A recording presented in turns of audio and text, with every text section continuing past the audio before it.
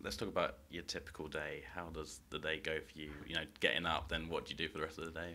Typical day, up at 10 to 3, then snooze for a bit, and then definitely up by 5 to 3.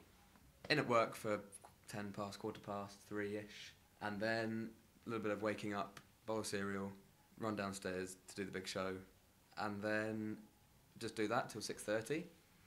Then it's a weird moment, which I think we're getting used to now, which is your day's kind of over at 6:30 when no one else is up. Well, you know, technically. I go home and have a little sleep till maybe about midday, and then I'll get up, maybe go back into work to do some bits. Could be an interview, could be just a meeting with the boss or a listening session you might do with us or something. Or could be a voiceover to do, could be my Dave TV continuity, could be anything like that. So that tends to be what happens in my day. And then in the evening, if it's a long busy day, it could be a little drink with a record industry person who's going, have a listen to this new CD, it's amazing, from, I don't know, the Lamar or something, or whatever it might be, and we'll go, yeah, that's great, thanks. And then it could be a gig in the evening, which is great as well. So as long as I've got enough sleep during the day, I can make the most of the rest of my day. I think with an early weird start, you can turn it to your advantage and just say, right, it's a bit annoying that we're up at, you know, whatever, 2:45, but on the plus side, we do the show, we're kind of done for the day, so we can make the most of the day. We could go out and do an interview with somebody, because people aren't going to come in to Radio 1, obviously. Like, why would they at 5 in the morning? So we would go and interview them, or visit somewhere and do a funny video and get some audio. For example, I went to Parliament once and a little visit around there, and Lembit Opik was our guide, which was incredible. So you could do something like that. So just make the most of the day, really. What advice would you give to someone wanting to get into the radio industry? Well, I think what I was saying earlier in the other question about just getting as much experience as you can from all different parts of radio. So BBC local stations are brilliant because they train people up actually, and they actually do help you. And there's a lot of old hands there that know, that have been there for many years, and they go, you know, the people that are used to use reel-to-reel editing software, the thingies, like there's people that know all the old school stuff. So their knowledge is invaluable, I'd say. So I think getting the most experience from all these places is the best thing to do. Just make yourself available is important, and don't get disheartened, because it is a tough, horrible industry at times, isn't it? I mean, at the moment it's in a mess. Commercial radio especially is a mess, and it's a very difficult industry to get into any time anyway. So not to get disheartened, because it's tough, and you get knockdowns, and you'll get people saying you're crap, and you'll get no's, and you won't get replies from demos, and you won't get replies from emails. But I think if you really want to do it, you can get into it in some way.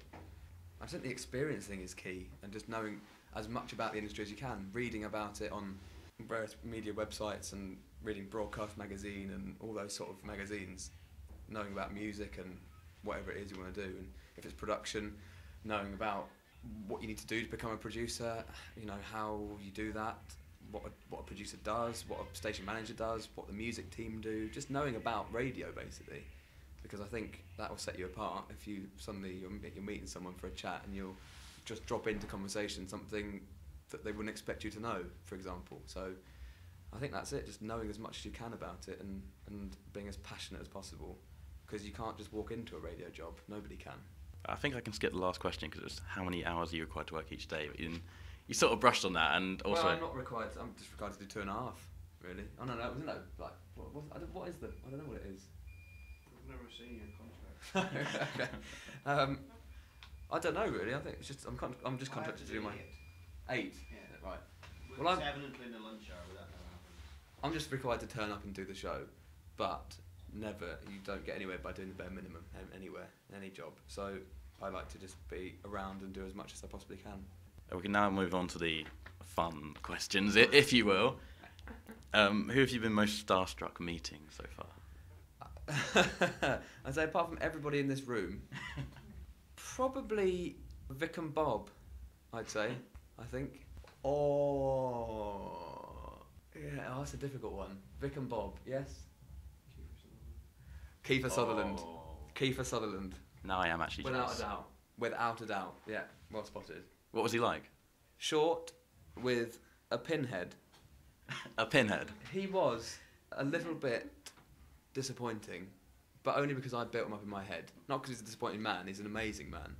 But I was a little bit drunk, it was in a bar, and I was with producer Neil actually, and a few other friends, and I went, right, oh my god, come with me. I gave him my phone, put it onto the photo area of the phone. I said, right, take a photo now. And I went up to him and just said, hi, Kiefer. And he said, he was very nice actually, but he said, okay, we got to do it quickly because the people here don't like taking photos. So the people, like the bar people, were getting really pissed off. So we took the photo and we ran away quickly. But I was amazed. Like for a good couple of weeks, I couldn't quite believe it. And that the 2 hours afterwards, all I could talk about was just going, Sutherland, over there. He was just playing pool. It's Kiefer Sutherland. It was ridiculous. And it was made worse / better because I'd been on holiday that week from Radio 1, and it was the day he went in to speak to Moyles, and I was gutted because I'd missed like one of my idols on Moyles' show, because obviously I would have hung around and waited for him to come in. That had happened twice because Chris Martin, who I really like as well, was in a few months earlier, and I was on holiday again, and the day that I was off again, Kiefer bloody Sutherland came in. But then I saw him out that night in London, which was incredible. Yeah. Can I quickly ask how Vic and Bob were? Because I'm a huge fan of Vic and Bob. Vic and Bob were just Vic and Bob. They were just in jokes, talking amongst themselves, just making each other laugh. But they were great fun, and they're really, really nice. And they just didn't really care about anything. But they're not in a bad way. They were just being Vic and Bob, very friendly. They signed all my DVDs and stuff. We had a long chat. They were on the air for ages. We had them on for about an hour. But it didn't feel like an hour. It was just sort of ridiculous, random Vic and Bob nonsense, as usual. But they were very, very nice, but very old looking. Very old. Because they are actually quite old now. Very old. I'm not sure how the sort of 12-year-old listeners would have felt about Vic and Bob, but I loved it. Excellent. This will be much fun for me to edit. Thanks very much. Thank you very much.